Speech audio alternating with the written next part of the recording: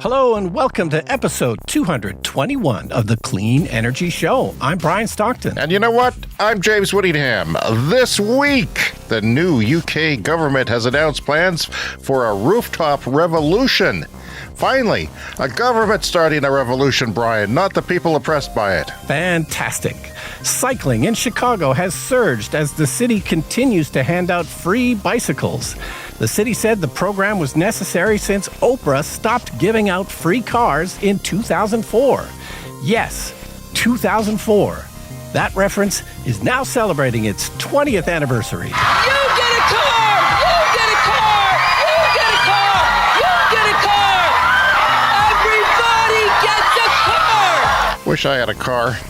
China's battery prices are at a point where the whole world is going to start to change. And you know what? I would like a battery to power me, Brian. I would like a battery to power me. Just screw my head on a robot and let's get on with it, you know? I'm done with this biological digesting and stuff. It's the worst. And speaking of China, they are now taking steps to green their steelmaking industry. All new steel plants permitted so far this year will be run by electric arc furnaces rather than coal. Of course, this is nothing new. It's basically like an easy bake oven, only slightly bigger. All that and more on this edition of the Clean Energy Show. And before you get started, Brian, I just wanted to mention that on last week's show, in the middle of the show, I got pink eye and my eyes started watering. Continuously. I was wondering what the hell was going on. If people go and watch the video, will they be able to tell? I'm pretty sure they will, yes. Yeah, absolutely. And the video was posted late this week, but if you're watching it on TikTok, the video version of our podcast is on TikTok and YouTube. And it still hasn't gone away. Right. So in case my eyes are a little bit pink and you're watching a video clip or a video version of this week's show, then I'm not high. I'm just... I went through my family and got to me during the show. The stress of the show, just my immune system just went down the toilet and everything gave in. So I know you were posting the full episode on TikTok. Is anyone watching a full episode? Not really. Not on TikTok.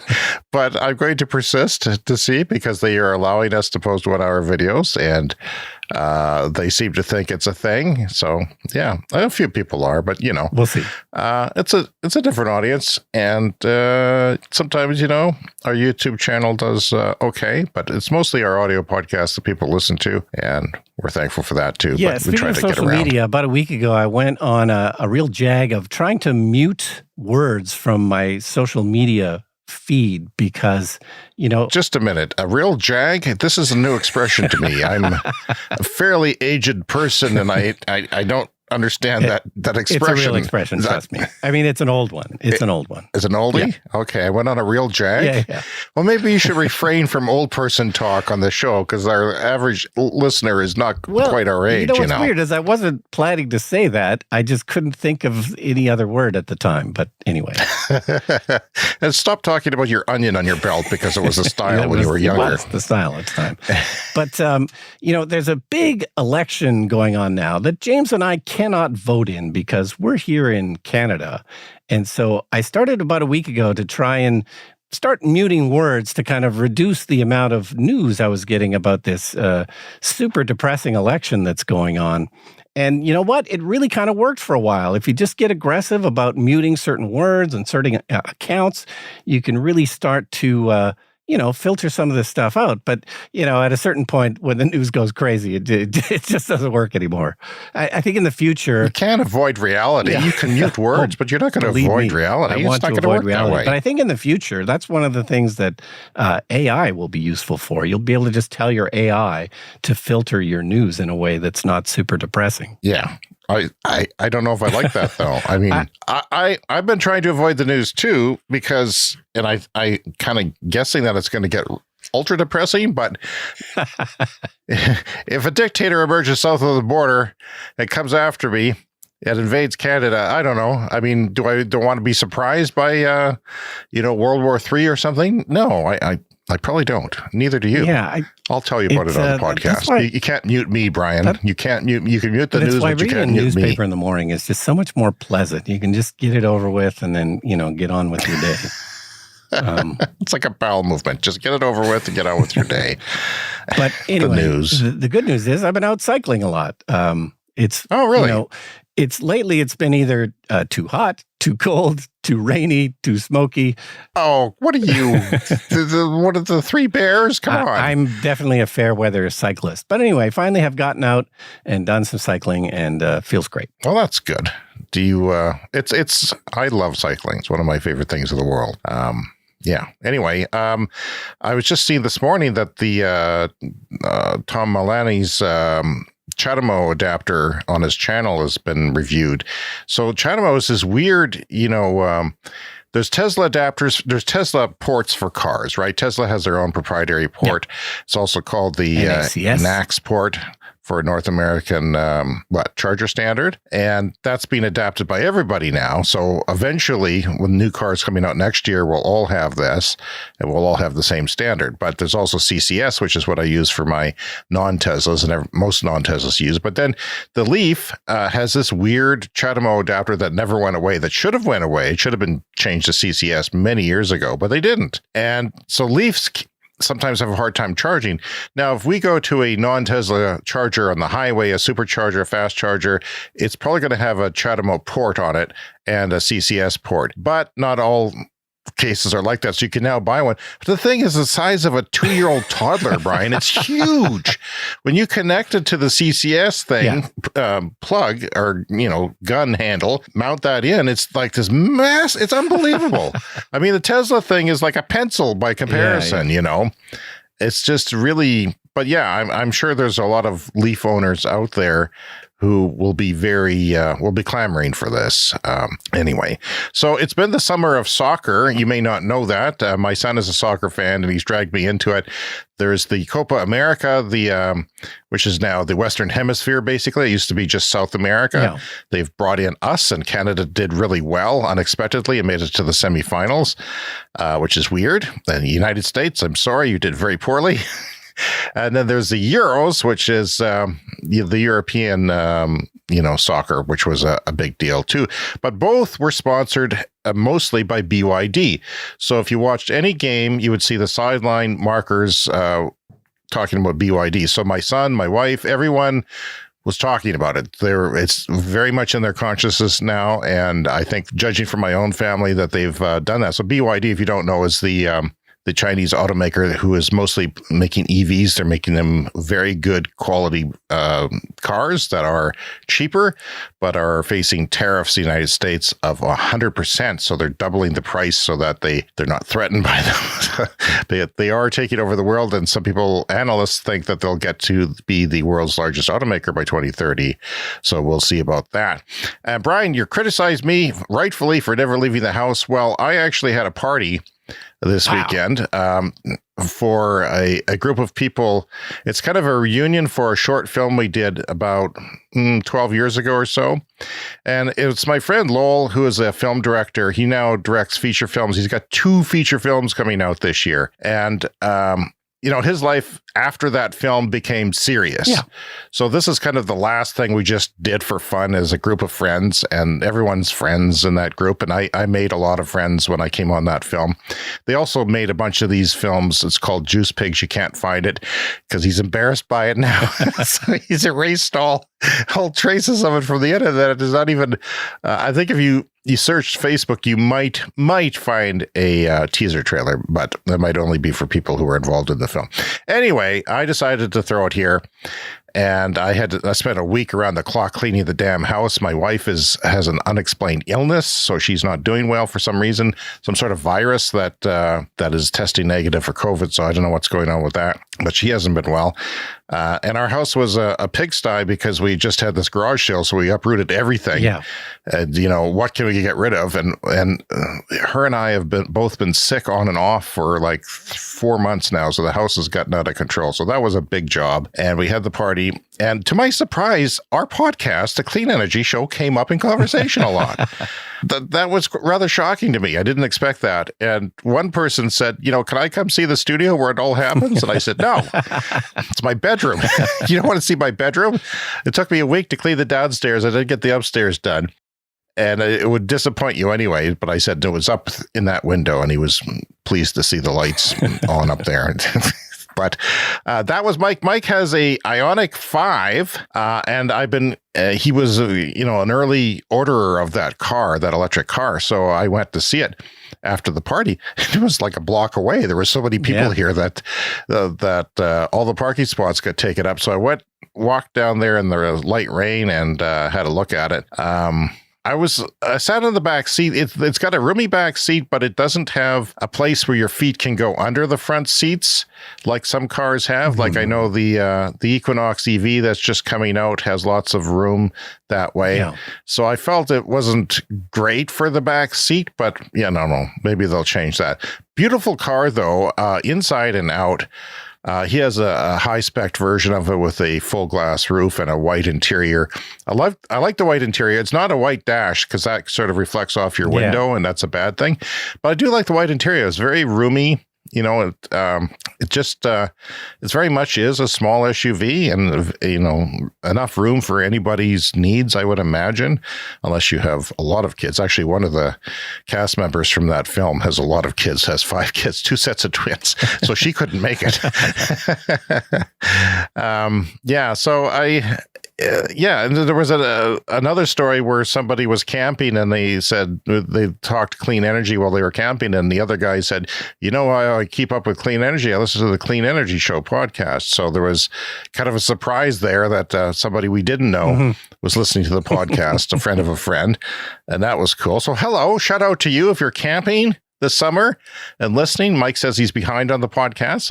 I say you can skip one if you have to. I mean, I don't recommend it. You might miss something, but it's not imperative to listen to all of our shows if you're busy. Yeah, it's just very cool. And this is really weird. Like Lowell, the director of this film, and a good friend of mine for 25 years now, he was in America. And I said, why are you in America? You having meetings with Scorsese? What's going on? Mm-hmm. Warner Brothers? What's going on? He says, no, I went to my sister's wedding. And his sister is an academic. She did some things with women's studies. And I think she was teaching in BC, Canada at a university. And then she took a sabbatical and she was in California, but he didn't know why. She should know why, but he didn't know why she was there. But maybe she was researching a book or something. I don't know. But she had met somebody at kickboxing. She went to a kickboxing thing. She decided she's a totally non-physical person, non-athletic. She took up kickboxing. She got punched in the face and loved it. And she was hooked, apparently. So she went into kickboxing, and then she met this other guy in kickboxing. And you won't believe who this guy is. He's the CEO of LimeWire Motorcycle Company. Wow. So he's now practically a family member of mine. This company that we've talked about on the show many times, probably one of the leader North American electric motorcycle makers, and that's all they do. Harley makes electric motorcycles, but that's not all they do, right? So yeah, I thought that was very interesting. And he said, well, maybe I get him on the show, and I said, of course you can, but it's very close to home. It's weird. It's such a small world that my friend's sister married the CEO of one of the companies we've talked about many times on the show. It's just, who's not even in this country, who's in a much larger country farther away. So yeah, just a small world and very cool. Very cool. All right. So, Chicago, this is a great story. This is from the Next City website. And the city of Chicago is giving away bicycles. The Chicago Department of Transportation, they launched this in 2022, and their goal is to hand out 5,000 bicycles by 2026. They've now done 2,000 of them, and these are single-speed pedal bicycles. So we've talked before about some cities are doing rebates and stuff for e-bikes. Denver is one of the ones that we've talked about. So they have a voucher program to get you an e-bike, and you get $400 or $1,200. It just kind of depends. And then the owner typically has to kind of top that up because, e-bikes are still quite expensive. But Chicago has decided to go with just normal pedal bicycles, single speed, simple pedal bicycles. You get a basic kind of safety workshop, and you get a helmet, you get a lock with this, and it's costing the city about $652 per bicycle, and they can't keep up with the demand. They've had 19,000 applications. They are only going to eventually give out 5,000. But it sounds like a big hit, and cycling in Chicago has really increased. They say up 119% since around 2020 or 2022, something like that. And I wouldn't want to ride a pedal bicycle because I'm old, but for able-bodied people, maybe I think you could do it, Brian. You could do it. You'd have to get used to it a little bit more than an electric bike. Technically, did you do some pedaling today? Oh yeah, for sure. Yeah. I get a good workout on the e-bike. Well, that's good. Yeah, so I'm not sure, which is the better option, e-bikes or regular bikes, but according to their data, it sounds like this program is definitely working in Chicago. So I saw Micah from Electric, who does ebikeschool.com. I watched a very fascinating video that he had. It was about 50 minutes long. We're going to China to see all the e-bike, a few e-bike factories. They were all sort of tied together, but you could see a motor factory, and he spent 8 days there. I learned a lot, and my family was kind of, I could tell that there was some bias about China in my family about what they expected to find. It's not. I imagine most Americans have a very improper opinion of what Chinese society is. It is much more advanced than I think a lot of people think. But for instance, there was robots that went to people to take room service, and every hotel had a robot. Every hotel. Wow. But the reason why I brought this up was I was worried about bicycle theft. If you're a poor person, you finally got a bike and it's changing your life, and then what happens if it was stolen? I always have that fear because it's happened to me when I was a kid. Yeah. But they said that no one locks their bikes there, their e-bikes even, or e-scooters, because there's so many cameras everywhere, and they all know your face, which is a bad thing. Don't get me wrong, but the upside is that you cannot have to lock your bike or your e-bike or your charger or anything like that. They had bicycle charging stations where were just a plug, so you had to bring your own charger. The chargers were pretty cheap there, so even if you lost one, you could get another one pretty cheap, and no one's bothering to steal them because the cameras are on you. I thought that was I recommend people watch that video. I found it very interesting from a travel log perspective. And, it's very interesting to see. And you won't believe how they serve McDonald's fries there. It's in a completely sealed box. And I see your cat is back on the show. Give me a glance. Hello. What's the cat's name again? Calypso. Calypso's the cat. Yes, the Clean Energy Show cat is back. Yeah. Cleaning up, probably dusting off things as she walks by. Says she? Yeah. Just if something crashes and falls, I may have to stop. But so far, it's all right. All right. Well, curiosity killed the cat. I'm a big fan of accessibility to bikes. I've known people who are financially challenged who would have greatly benefited from a bike like that, but then I would have worried about it being stolen as well, especially if it's a shiny new bike. But yeah, and of course, there's European cities where people don't lock their bikes because they're all kind of plentiful, and they tend to all have the same bike. One of the problems here in Canada, North America, we tend to get these super expensive bikes. People, a cheap bike around here is a couple $1,000s. And, the price of e-bikes is not coming down in North America, much like the price of electric cars is not really coming down as quickly as we would like. E-bikes are still kind of crazy expensive, but I assume much more reasonable in China. Yeah, at the beginning of the pandemic, there was this sort of year where you could buy a $900 bike at Walmart that were getting good reviews. I mean, as far as e-bikes go, they're not great, but people really loved them. And, that was but they haven't moved. They haven't gone anywhere in the last 4 years. Part of that has been the pandemic caused a huge demand for them. I got on that early and got one, and then I haven't seen my bike available very often since then. Like, it's actually very rare that it even shows up on Amazon again. quite happy with mine. You can watch reviews on our YouTube channel if you'd like to.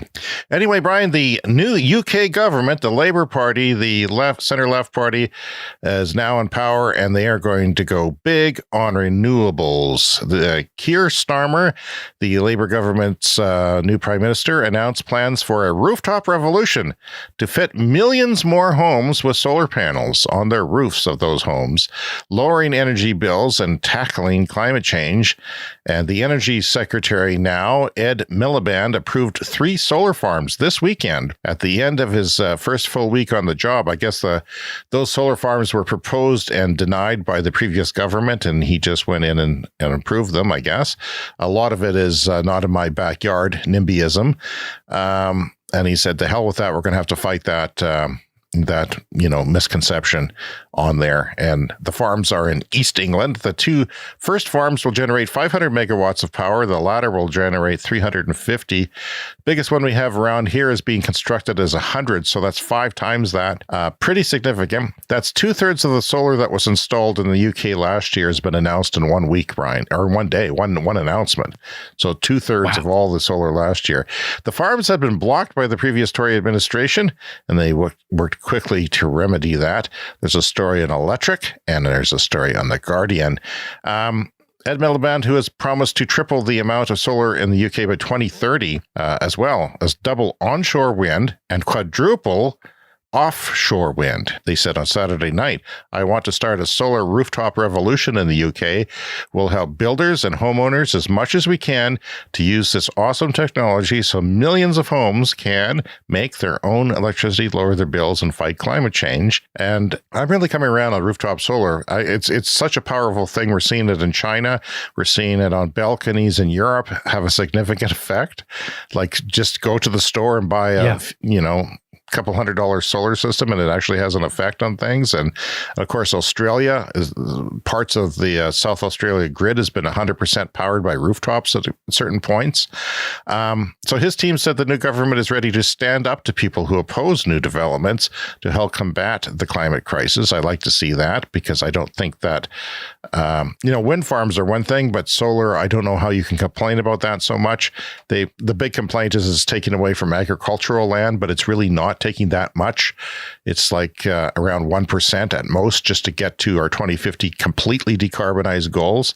So one of Energy Secretary Miliband's first actions last week was to lift the party's ban of building new onshore wind farms. There was a ban on onshore wind farms for a while. And he's also made the bold move this weekend by approving 3 large solar farms. As I mentioned, the government is considering new solar standards for newly built homes starting next year. So potentially a newly built home may have to include solar. And I think they've done that in certain jurisdictions in North America on the West Coast. Yeah, or at the very least, we've talked about this many times, just mandate it so that there's a south-facing roof. Yes. So that it's, available in the future for solar. I'm a huge believer in that. Living in a passive solar house or a solar tempered house, however you want to call it here in Canada, because it even at -40, if it's sunny, the furnace does not come on all day. Yeah. And with modern insulation standards, it's probably as good as my house. A new house is probably as good as my house,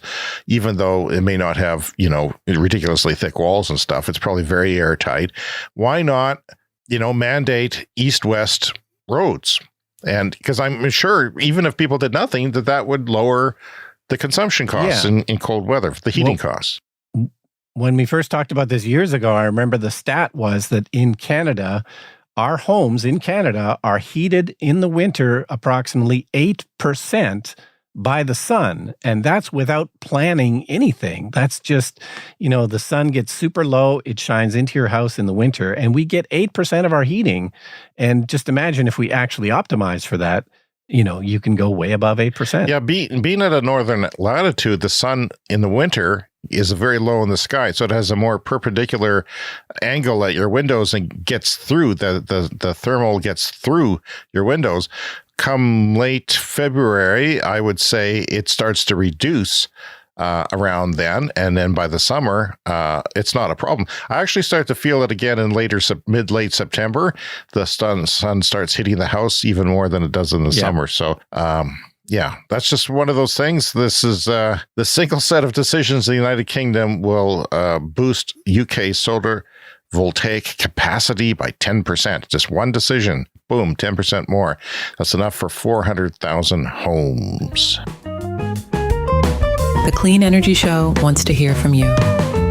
Contact us by email at cleanenergyshow@gmail.com or by online voicemail at speakpipe.com/cleanenergyshow.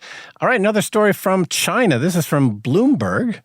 They have now, in the first half of this year, in approving new steelmaking projects, all of them are going to be electric arc furnaces. So steelmaking is one of those things like concrete. Building materials can use, can create a lot of carbon emissions. So the steel industry in China is the second largest source of carbon emissions at 15%.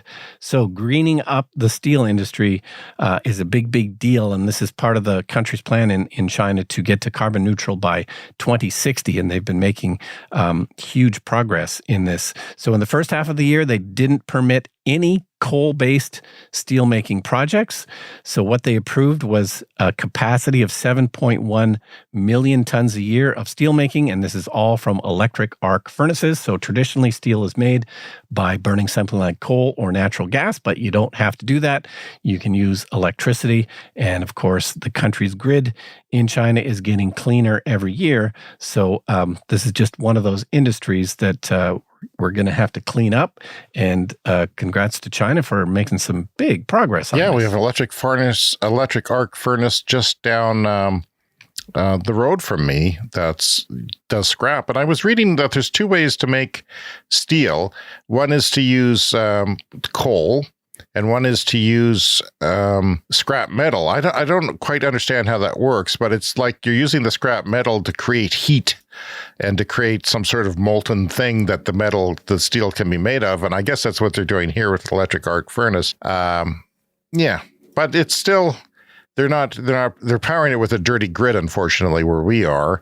But that's not necessary. The same company has a steel mill, electric arc furnace steel mill in the Denver area, and they've put up solar farms near there to offset, not completely cover, but to offset some of their emissions, which seems like a good idea. If you're using electricity, why not invest in solars to save money? Because the payback period would probably be quite fast for an industrial operation like that. That's one thing that I always like to see. Yeah. And lots of big tech companies are investing in their own power generation. So, coal is one of the biggest emitters in China, and they're getting off of it basically quickly. Even though they're building new coal, they're not going to necessarily even use them. China battery prices equals a huge shift in the way the world is going to work. They've reached the point over the last year that the price for lithium iron phosphate batteries, LFP, that's one type of lithium battery that's cheaper and uses less critical minerals. Those battery cells in China have dropped 51% year over year to $53 per kilowatt hour. So that's storing 1,000 watts for an hour, a battery. That's the measurement that they use for batteries. $53 and $100 was kind of the place where you wanted it to be competitive with combustion cars. So last year, the average global price of those batteries was $95, which was also pretty good. But then it took a sudden dip because there's oversupply in the all across the supply chain. There's oversupply because they sort of built up for an undersupply for a while there, and the prices were really high. So last year, $95, and several factories are making prices even lower. Several factors are making prices even lower. First, the cost of raw materials has decreased a lot over the past 18 months because there's an oversupply of that. Most of the raw material costs for a battery come from the cathode. In China, the cathode share of total costs for a battery cell has gone down from 50% at the start of last year to 30% this year. That's pretty significant because a fairly big part of the cost of that battery has gone down. And batteries are so important. They're going to power the grid. They're going to power transportation. They're going to power all kinds of things. The fact that they're getting so much better and so much cheaper is so important to the energy transition and to decarbonizing electric transport, all kinds of different places, including the grids. So when there is too much capacity or overcapacity, the most efficient plants with the newest technology get more business while others close down. So yeah, what's happening, Brian, with this battery revolution is that some less efficient battery plants are going out of business. It's a ruthless business making batteries. So if you're the most efficient, you stay in business, right? This is true with a lot of things, and that's what's happening. So because they're efficient, lower prices. Yeah, and it's a tricky thing. Same thing going on with solar is that the prices can get so low that the companies making them can go out of business. But one of the things about grid storage batteries, as I understand it, the prices right now are kind of low enough for 4-hour capacity for grid storage batteries. That's typically, as I understand it, what gets built is a big battery farm that can supply, 4 hours of power. But as the prices keep going lower, then suddenly you can have 8-hour batteries and 12-hour batteries. And I think I've read that we're kind of approaching the 8-hour thing now, where it's economical to build an 8-hour, and that changes everything. That's can be powering the grid at night, for instance. Yeah. So the average use of battery implants in China, get this, dropped from 51% to 43%. That's their capacity. People have been talking about, we can't have, they'll never make enough batteries. Well, holy crap, is that wrong? So wrong. And they're building, all kinds of gigafactories for batteries as we speak. They don't go up overnight. They take years to build. And all that capacity is going to even grow. So our capacity to build batteries is almost infinite at this point, and it's going to stay that way for years. Lower raw material costs, too much capacity, and manufacturers making less profit are the main reasons for the price drop. However, there are big improvements in technology and manufacturing processes. So that's, people think that, they can't get any cheaper. But yeah, China is finding ways to improve because it's such a cutthroat business. They find the improvements in the technology and manufacturing process. They're improving their batteries and making manufacturing even cheaper. China's top battery companies, CATL and BYD, keep investing a lot in research, development, and automation, and in new factories. They are also launching new products very quickly, as we've talked about on the show. Because of all these reasons, Bloomberg NEF's battery team expects low prices to continue for at least the next several years. With battery cells at $50 per kilowatt hour, the technology to reduce carbon emissions from most road transport is already available. So we're there. We don't need more battery improvements or battery price reductions. We're there. We're at the 2030 mark today. And let me check my calendar. It's 2024, halfway through. In China, prices for the most popular battery types have been below the often mentioned $100 per kilowatt hour benchmark since October 2023. And they're now at $75 for the pack price. That's not just the batteries, but the whole pack. So that's, at this price, electric vehicles can be priced the same as or cheaper than gas cars in most vehicle types, which is a big change according to Bloomberg. And I'll read from their story here. Almost 2/3 of EVs available in China are already cheaper than their internal combustion engine equivalents. And many cheaper electric models are planned for launch outside China in 2025 and 2026. Toyota was among the most prominent companies to voice this view, voiced the view that this was not going to happen. And last year, there was not enough batteries to go around. Toyota was going around saying that. BS, I say. Boy, were you wrong. And that sharing between the hybrids, they said, everybody buy a hybrid so we can share the batteries. And I've seen that point of view on YouTube videos too. Not enough batteries to go around, so let's decarbonize the planet by making hybrids. That's not necessarily necessary. There might be other arguments for that. I'm not sure. But really, there are enough batteries, Brian.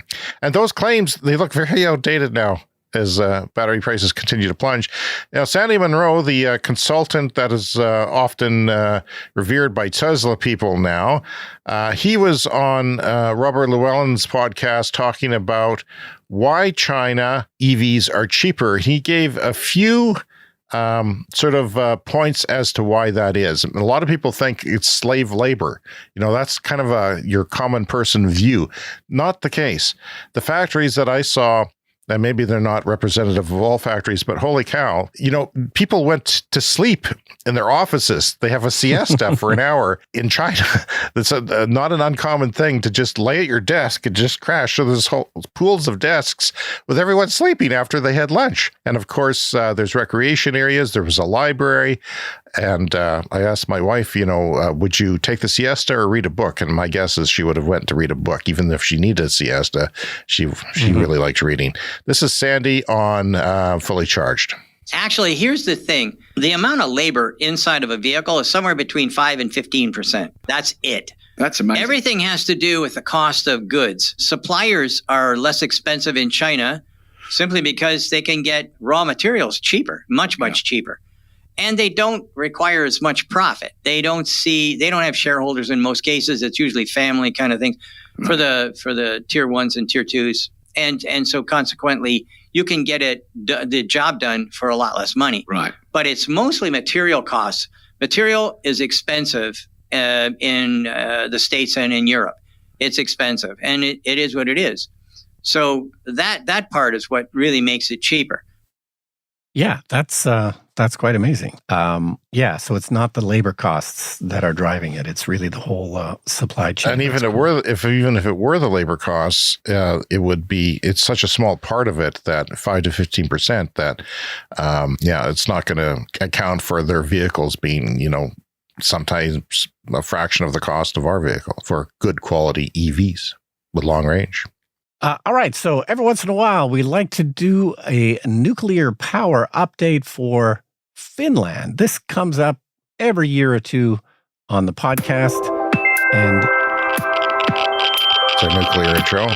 Just want to be clear. We're talking nuclear perfect. No, and I need another clip standing by. So there is a nuclear power station in Finland that we've talked about on the podcast before, and I don't know how to speak Finnish. I don't know how to pronounce Finnish words, but one time successfully on the podcast, I successfully pronounced the name of this Finnish nuclear power plant, but I retired. I have a perfect record. We had somebody wrote from Finland and said I pronounced it perfectly, so I refused to try again because I don't want to make the mistake. So if you've got the clip standing by, this is the name of the Finnish nuclear power plant. Olkiluoto. There you go. Yes.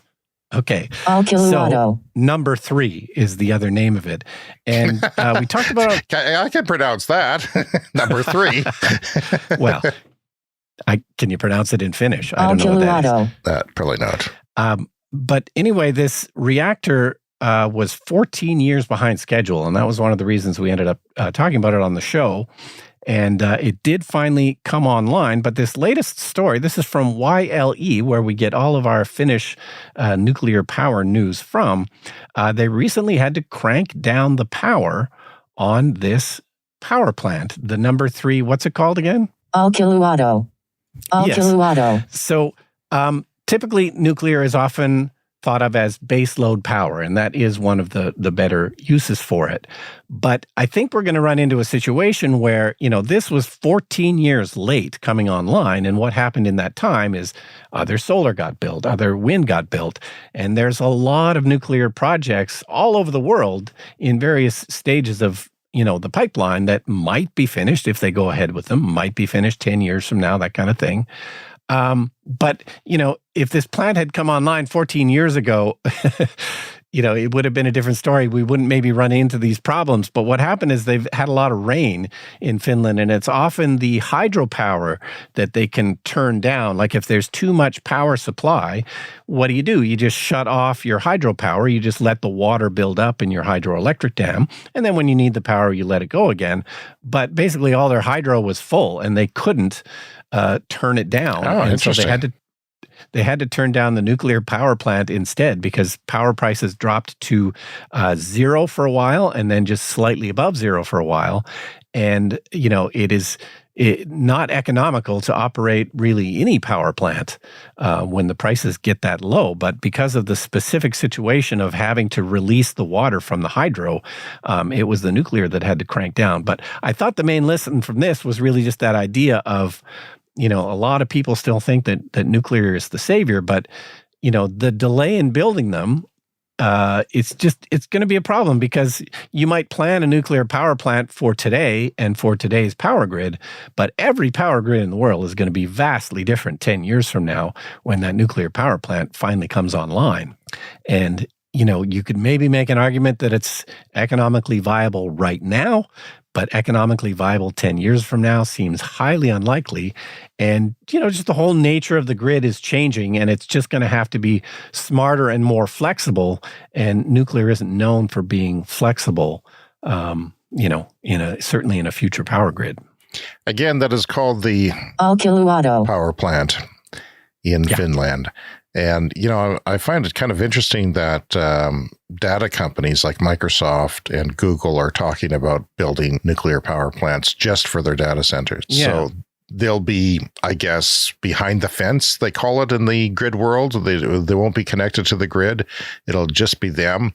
And they know how much they'll use around the clock, and the nuclear power plant will provide that around the clock. So we'll see if they do that, and if it's truly economical by the time they get those built. I am seriously doubtful of it. Yeah. I mean, maybe there's a scenario, but, how much power are they going to need for AI? Like AI data centers are now the big talking point. They're going to need so much power. Well, can they accurately predict how much power they're going to need in 10 years from now when their nuclear power plant is finally finished? Yeah, I mean, 10 years ago, would they have even guessed that AI was going to be the nature of it, and how sort of ubiquitous it now is, and how the training of those models takes so much power. And chances are they're going to need something more flexible, like everyone needs something more flexible, which is definitely going to be more like solar, wind, and these super cheap batteries we were just talking about.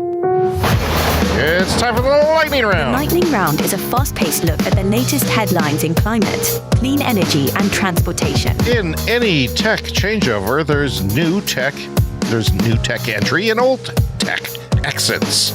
Vehicle fleet age on the rise since 2019. Brian, the average age of vehicles has actually gone up. Fewer vehicles are being retired as supply faltered because, they couldn't make new cars for a while or very quickly. So it's now up to 13 years, which is interesting. My old Nissan Leaf is 11 years old right now. Okay, so from S&P Global, if all clean electricity projects in Canada currently planned or under construction are successfully implemented, clean electricity capacity will grow by an additional 32%. Most of our electricity is hydro, coast to coast, not here, but so we've got, actually, the point of the story is there's actually a fair bit in the pipeline coming. So yeah, we just have a few percent to go to fully clean the Canadian grid. China's thermal coal and gas power generation fell 7% year on year in June, accelerating from a 4% drop. This is something we were talking about earlier. Solar power continued to deliver most of the power generation growth, and the recovery of hydropower from earlier droughts also helped push fossil fuels down sharply. So yeah, China doing pretty well with way ahead of their targets. New research out of the University of Calgary shows plugging into a standard 120-volt level 1 charger meets the daily needs of 29% of electric vehicle drivers. So you got, level 1 is like a normal plug-in in North America. Level 2 is like your dryer plug-in or your range plug-in. It's 240 volts and gets more amps out there. I've got one of each in my driveway. I've got the Leaf running on just level 1, and it's doing well, although I'm not preheating it because the heater doesn't work. Right. So that's not an issue. That would be an issue. But yesterday I plugged it in because I didn't plug it in for a while and it was dead. So I plugged it into the level 2. But generally, level 1's been doing me. And, for a lot of people who are just commuting to work, probably works for them. Well, we have a really silly use of cars here in Canada where often people own a car, only drive it, 10 miles a day. It's a bit of a waste, but it does mean that a regular level 1 plug will do you. Oh, it's time for a CS Fast Fact. Brazil is the leader in renewable electricity among the G20. I bet a lot of people didn't guess that. In 2023, 89% of Brazil's electricity came from renewables, the highest among the G20, and 3 times higher than the global average of just 30%. So Brazil has some kooky government sometimes, but they are forging ahead with renewables. The EPA reaches $241 million settlement with Marathon Oil. The company was illegally polluting the air at nearly 90 facilities in North Dakota, just south of us. So that's not pleasant. No, and we talked about this when I drove through North Dakota, and I was noticing how many gas flaring wells there were burning, flaring oil, gas into the air. And so maybe this suit is because of our podcast. Perhaps. You never know. Hancock Tire has developed EV-specific snow tires that increase range while not sacrificing their grip in cold weather. Now, this is a big deal because when you buy an EV, it comes with very efficient tires, and maybe they don't last long. They're quiet and they have low rolling resistance, so they give you that fuel economy when the EPA tests the vehicle. And then when you go to replace them, like when I replaced my Leaf tires, I think I took a 10% hit on my, because they're just cheap run-of-the-mill tires. I couldn't afford good ones, and EV tires were probably twice as expensive as the cheapest tires there were. So that's what I went with. But it was like a 10% hit because, it has less rolling resistance, and all cars can have more fuel efficient tires. There are ratings for that, so you can do that if you pay attention to that, and it's probably worthwhile. But when it comes to winter tires, Brian, as you know, well, winter tire person that you are, you take a big hit, and now they're saying, well, we've developed some that's not going to take a hit, so that's kind of cool for those people living with snow. Yeah, as long as you don't go slip sliding away on them, that's great. Heat and power outages after Hurricane Beryl have been a dangerous combo for senior citizens in Houston.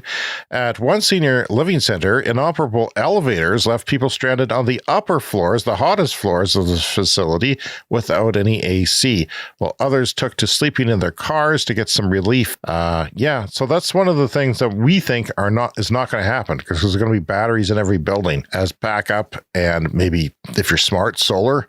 And, if I lived in Houston or hurricane-prone regions, my gosh, I'd be all over that, wouldn't you? You'd be buying or using your vehicle if you lived in a home with a vehicle that happened to be an EV. But certainly buildings should get on board with this, especially old and we're going to need homes. those batteries because the grid is, of course, more vulnerable as the climate changes and we get more extreme weather events. And not just from storms, but from heat, too. That's causing a lot of problems with the grids. I've read stories on that this week. Exciting news for Colombian riders. Gogoro, the company we talk about a lot on the show with swappable batteries for their scooters, is coming to Bogota, Colombia. And good luck. Colombia came in second in the Copa America soccer, if you want some sporting news here on the podcast. J.D. Vance, and now we're into political news. What a shift. J.D. Vance is picked to be Trump's VP. He got to delete that word from your internet. He is behind the Drive America Act, which not only would remove the incentives to buy battery electric vehicles that they now have in the United States of $7,500, but he would give incentives to buy a fossil fuel car instead. I don't know what to say about that, other than he's wrong. Tesla's California virtual power plant delivers 100 megawatts to help the grid. Now, a virtual power plant. That is when a whole bunch of people have batteries in their homes and have signed up to the grid to use that battery whenever possible. You could do that with cars, but that's not really happening yet. So the power grid needs power. It sucks it out of your batteries. Not the whole battery, but maybe a little bit just to keep the grid going when there's a dip or a failure or something. And you get paid for that. And you can charge it up cheap at night or charge it with your solar panels. So 100 megawatts, Tesla announced that was going in, and that has reduced the need for gas peaker plants, which basically fire up during peak times of the day and whether they're used or not. It's peaker plant season in California, Brian. Heat waves are hitting the region. People are cranking up their ACs, and it's putting quite a load on the electrical grid. In 2021, Tesla launched this virtual power plant pilot program. Boy, that's hard to say. AI should just do our podcast for us. I think we can't speak anymore. And that's in California, where Powerwall owners would join voluntarily without compensation to let the VP Powerwall from the battery packs where the grid needed it. Tesla announced that it had one of those emergency load events a couple days ago, and its VPPs provided quite a bit of electricity. 100 megawatts is a lot of electricity during that event. BP first unveiled their highly curtailed oil demand growth forecast back in 2019, which projected that after 2025, any growth in oil and fossil fuels would be scant at best, while in this year's outlook, the trajectory is maintained. And they think that they will see a peak in fossil fuel, oil and gas demand next year. Temperatures in Europe are getting close to levels at which some oil refineries would have to actually start making less fuel. Greece is battling wildfires, and the nation's capital could see temperatures above 40 Celsius, 104 Fahrenheit, in the coming weeks. In Poland, heat may soon exceed the point at which the country's top fuel supplier can run its refineries normally. I didn't know that. Gets too hot, you have to shut down your refineries, or scale them back at least. The one group estimates that the heat-related disruption at European plants reached about 1 million barrels a day last year. That's a lot. That's 10% of what they normally handle. That's how much they had to go down due to heat. And finally this week, this is from Bloomberg, China is the world's top polluter, but its emissions are shrinking and its peak emissions may have already be behind us. China's carbon dioxide emissions are on track for the first annual decline since 2016, a signal the world's top polluter may have already peaked its output of greenhouse gases. Coal use for power generation plunged last month, while oil consumption contracted in the second quarter as renewable energy output and the adoption of electric vehicles increased, strengthening expectations the nation's emissions will contract this year. That's amazing news. A shift in China's economy away from emissions-intensive sectors and a tentative retreat of fossil fuels raises the prospect that any decline could be sustained permanently and mean carbon pollution topped out last year well ahead of Xi's 2030 target, Brian. And that is great news to end the show on. And you can contact us, cleanenergyshow@gmail.com, around social media, Clean Energy Pod. And there are videos on TikTok and YouTube featuring special content, not on the podcast. The video version of our podcast is usually released the weekend following the audio version, if you want to check that out. Rate and review us on Spotify. I'm pushing Spotify this week, Brian. If you're listening to us on Spotify, give us a rating and review over there. If you're new to the show, we ask that you subscribe to the podcast. It's free, and every time we release a show, you get it delivered to you. We'll see you next week. See you next week.